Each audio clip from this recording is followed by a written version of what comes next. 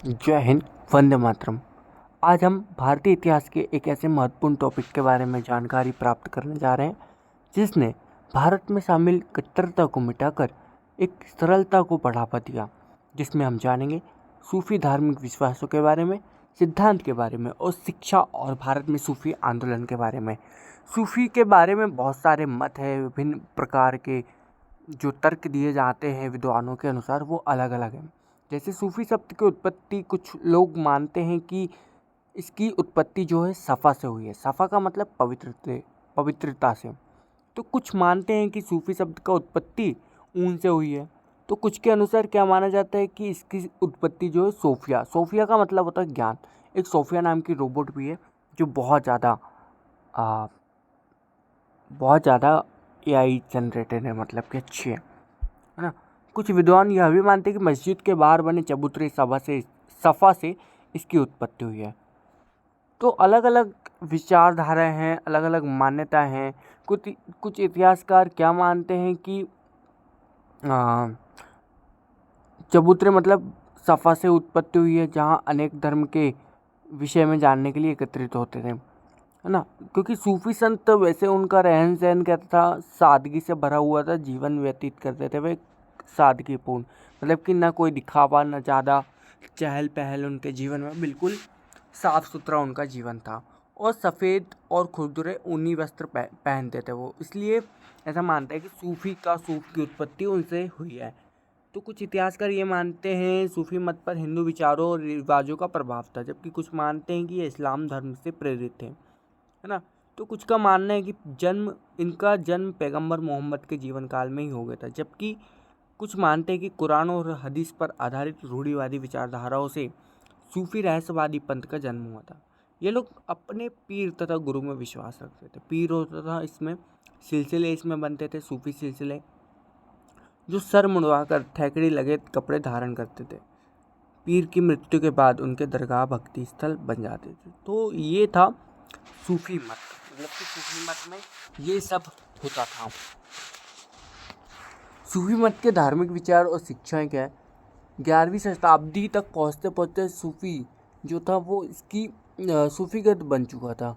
सूफी की जो प्रमुख शिक्षाएं थी लगभग इस्लाम से रिलेटेड ही थी, और इस्लाम का ही एक रूप है। सूफी एक ईश्वरवाद पर विश्वास रखते थे, मतलब कि ये एक ही भगवान पर विश्वास रखते थे जिसे वे अल्लाह कहते थे, और वो सबसे ज़्यादा शक्तिशाली था। अल्लाह के सामने पूर्व आत्मसमर्पण सूफी मत का एक प्रमुख सिद्धांत है, मतलब कि उसके सामने खुद को समर्पित कर देना। सूफी मत पीर अथवा गुरु को, यानी अपने मुरीदों को अल्लाह तक पहुंचने का एक रास्ता बताता है। पीर द्वारा प्रदान किए गए जाने वाले प्रकाश के बिना अधूरा, मतलब पीर कौन होता है, वो जो अपने मुरीदों को ज्ञान देता है, ठीक है। सूफीवाद इबादत खाने पर अत्यधिक बल देता है। उसके अनुसार अल्लाह की इबादत करके मनुष्य मुक्ति प्राप्त कर सकता है। सूफी सच्चे दिल से नमाज पढ़ने पर अत्यधिक बल देते थे।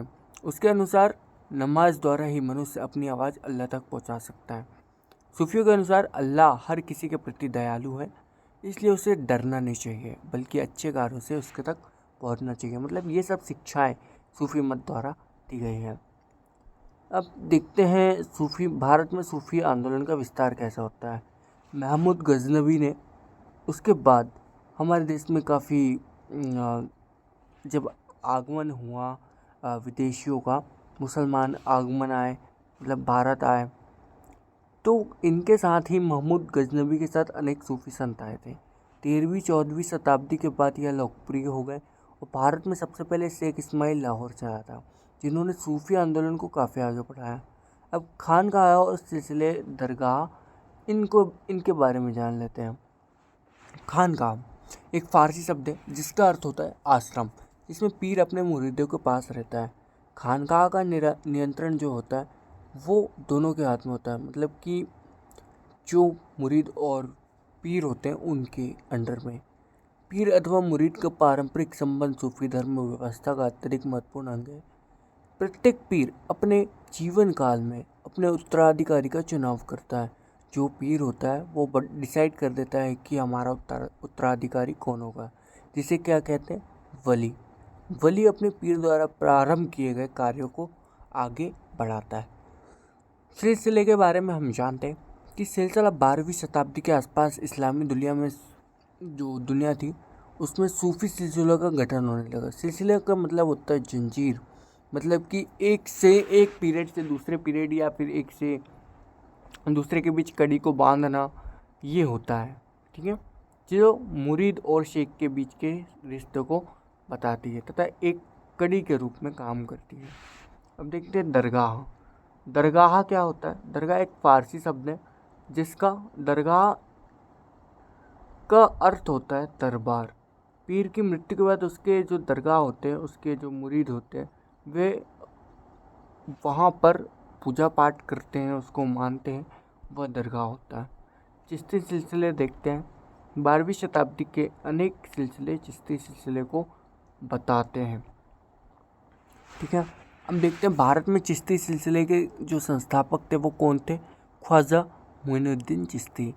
वह 1192 में भारत आए थे और कुछ समय तक लाहौर व दिल्ली में रहने के बाद अजमेर चले गए थे।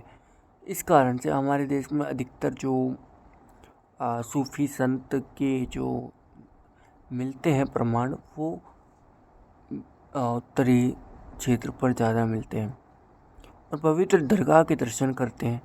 इनके बाद शेख कुतुबुद्दीन बख्तियार काकी थे। भारत में चिश्ती सिलसिलों में निज़ामुद्दीन औलिया और नसीरुद्दीन चिराग बिल्ली है। ये सूफी संत सादगी का जीवन व्यतीत करते थे। ठीक है, वे हिंदियों से भी निसंकोच मिलते जुलते थे और उन्हीं की बोली बोलते थे। वे गायन में भी हिंदी का छंदे को प्रयोग करते थे, मतलब कि वे अधिकतर घुले मिले थे, उदार प्रकृति के थे, है ना, किसी से बैर भाव नहीं था, दुश्मनी नहीं थी। चिश्ती खानकाह का सामाजिक अर्थ है जहाँ संत रहते थे। यहाँ लंगर अर्थात सामुदायिक रसोई भी चलती थी जो लोगों के दान आदि से चलती थी। शेख के मिलने वाले लोगों में अमीर खुसरो और जियाउद्दीन बरनी जैसे लोग मुख्य थे। चिश्ती सिलसिले में स्थानीय प्रेरणाओं को शामिल किया जाता है।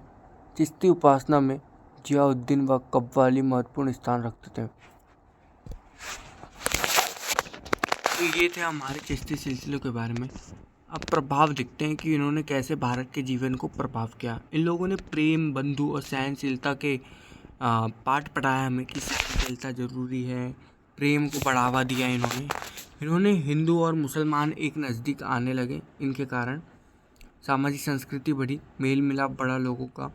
इस्लाम में उदार और गतिशीलता तत्वों में प्रेरणा मिली, मतलब कि इस्लाम में जो कट्टरवाद था उसको हटाकर एक उसमें उदारता का समावेश हुआ, मतलब कि उदारता आई, मतलब कि नरम लहजे उसमें शामिल हुए।